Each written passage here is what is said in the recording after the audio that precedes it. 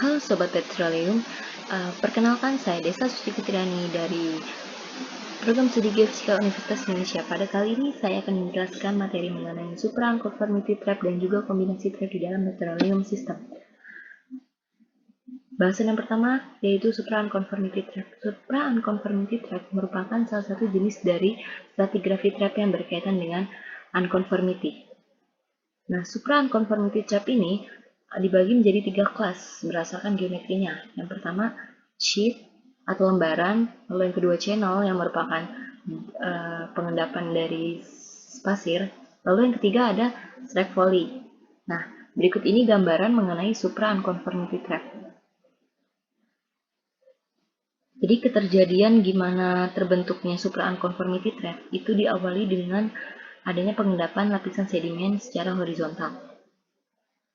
Jadi lapisan yang miring-miring ini awalnya terendapkan secara horizontal, kayak gini, seperti ini.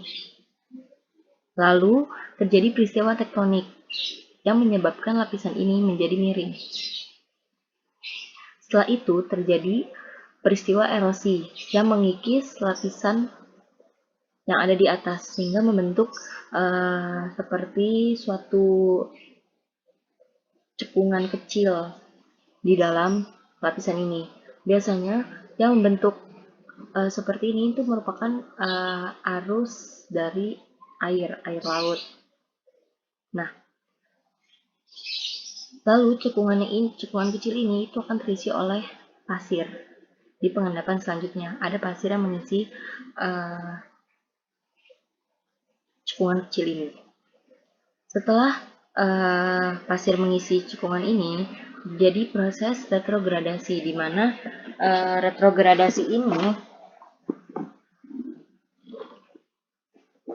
akumulasi sedimen yang datang dari hulu itu sedikit sehingga garis pantai akan maju ke daerah daratan. Dan di situ terjadi peristiwa transgresi di mana garis pantai itu maju ke arah daratan dikarenakan akumulasi sedimen yang berasal dari hulu itu belum mencukupi ruang akomodasi di dalam basin. Nah, karena terjadinya peristiwa retrogradasi, oleh karena itu sand yang di dalam cekungan ini akan ditiban oleh yang namanya lapisan shell karena peristiwa retrogradasi tadi. Nah, peristiwa shell ini itu akan membentuk suatu pola yang namanya onlap. Jadi onlap ini suatu pola yang dimana shell yang merupakan strata yang lebih mudah itu berada di atas strata yang lebih tua yang memiliki kemiringan yang lebih miring dibandingkan dengan shell yang lebih mudah, seperti itu. Nah, shell di sini merupakan batuan impermeable. Shell di sini merupakan batuan impermeable dan dia bisa berperan sebagai jebakan atau trap untuk petroleum bermigrasi. Oleh karena itu di sini disebut sebagai supra unconformity trap. Jadi trapnya itu dihasilkan karena adanya onlap dari shell ini, lalu karena adanya strike volley yang diisi oleh sand yang merupakan bisa menjadi reservoir dari minyak, seperti itu. Nah, berikut ini juga supra unconformity trap tadi terjadi karena adanya proses onlap. Jadi di sini onlapnya itu menyerupai proses pinch out. Adanya penipisan dari lapisan sedimen, lapisan pasir, dikarenakan batuan yang lebih tua ini, yang impermeable, itu memiliki dip yang lebih curam, sehingga ketika adanya pengendapan lapisan sand, maka dia akan menipis di satu sudut, dan di sini akan terjadi akumulasi minyak atau jebakan minyak, disebut sebagai onlap trap. Next, selanjutnya itu ada kombinasi trap. Kombinasi trap ini merupakan trap yang terbentuk dari berbagai jenis trap di dalam suatu sistem petroleum system. Nah, kombinasi trap yang biasanya sering terjadi itu merupakan kombinasi antara structural trap dengan stratigraphic trap. Sedangkan kalau yang kombinasi trap yang jarang terjadi itu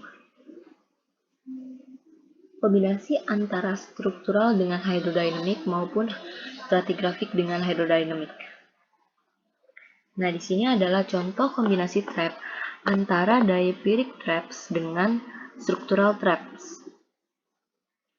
Gimana sih suatu sistem petroleum bisa menghasilkan trap yang seperti ini?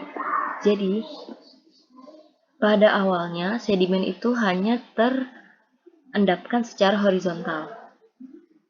Lalu ada secara horizontal berarti lurus-lurus aja pengendapannya. Lalu ada massa batuan, yaitu salt yang memiliki densitas yang lebih rendah dibandingkan dengan sedimen yang pertamanya terendapkan. Lalu salt ini akan mengintrusi batuan sedimen tersebut karena dia densitasnya lebih rendah, lalu akan membentuk yang namanya salt debris atau salt dome. Nah, efek dari penerobosan salt debris ini membuat lapisan sedimen itu mengalami dorongan ke atas. Jadi di paling atas kita bisa lihat di sini ada anticline sebagai efek dari dorongan salt, lalu juga ada fault untuk daerah yang lebih dekat dengan salt karena dia kena dorongan yang lebih intens, jadi dia akan mengalami fault. Kalau yang di sini itu lebih jauh jaraknya, jadi di sini hanya terangkat seperti anticline. Nah, di sini terjadi trap di bagian dekat dengan salt dome. Lalu ada yang namanya trap di bagian fault yang terbentuk di sini. Nah, di sini makanya terjadi kombinasi antara trap yang terbentuk oleh salt dome dengan trap yang terbentuk oleh fault seperti itu. Lalu di sini ada kombinasi trap antara unconformity trap dengan fault trap.